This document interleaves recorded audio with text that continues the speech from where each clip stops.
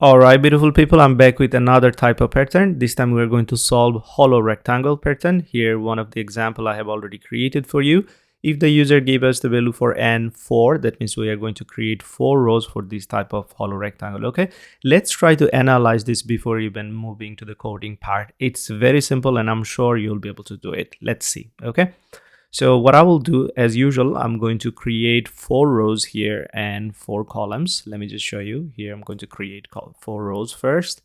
Let's do it real quick. There you go. And that's all. So now we have 4 rows.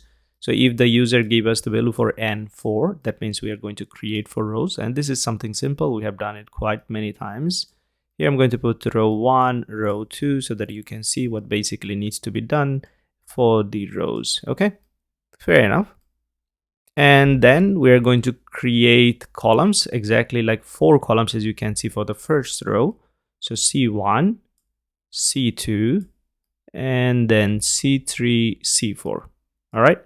So now that I have the columns, I can make sure that it looks like a column. So here I'm going to create the columns. Let's do it.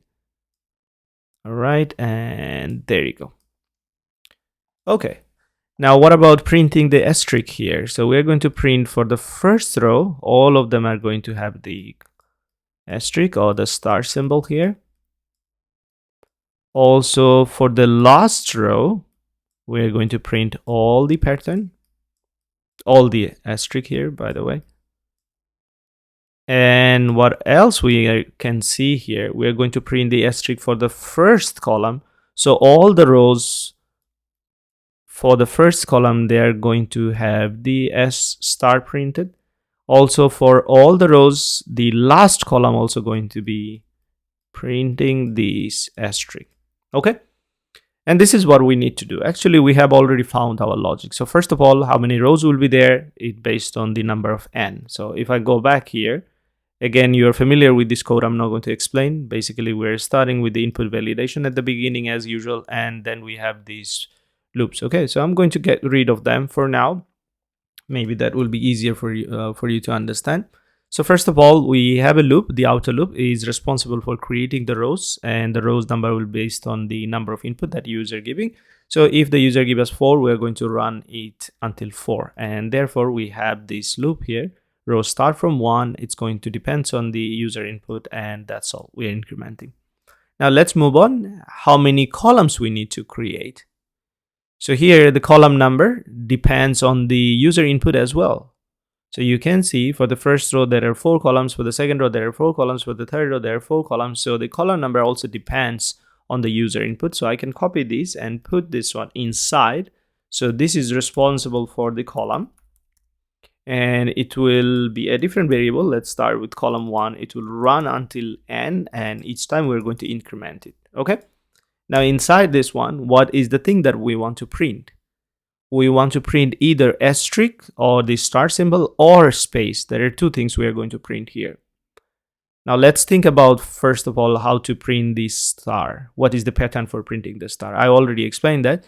If it is the first row, if it is the last row, if it is the first column, or if it is the last column, then we are going to print the star. Otherwise, we are going to print space. So now we are going to use condition for the first time inside our nested loop here. So let's do that. If when do we want to print star, printing star, and then maybe I can copy and paste down below here, printing space.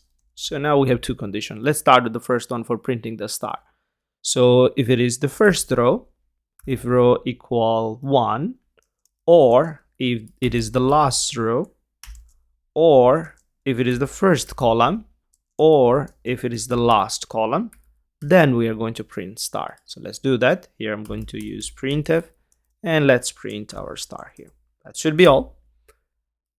Otherwise, we're going to print space. So here, just print space. So therefore, we are going to use here else. So if this is not true, then we are going to print the space. That should be all. And after we are done with each row, before moving to the outer loop again, we want to make sure that we are creating a new line. So when this inner loop is done, before moving to the outer loop, let's create a new line here. All right, that should be all. We can now test this one out. Let's see whether it does work. So I'm going to compile and run it. Let's do it here. And let's do one thing. I'm going to clear it again so that you don't get confused. Here I'm going to compile and run. There you go. And this time I'm going to give, let's say, 5.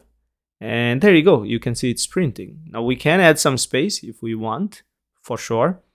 And you know how to do this. So let me get back again. Here we can add some space with the asterisk, but when you're adding some space with the asterisk, make sure to add extra space here as well. Now let me compile and run. Already we have done what we wanted to do, but now we're trying to make it a little bit beautiful. There you go. You can see it's working completely fine. Now exactly for the same thing, you can use here like different symbol like hash. Then you can also use the number or binary symbol as well. So it's up to you. You can use even alphabet here as well. So this is something I'm not going to do because you're already familiar. Now that you know how to deal with this hollow rectangle, that should be all for now.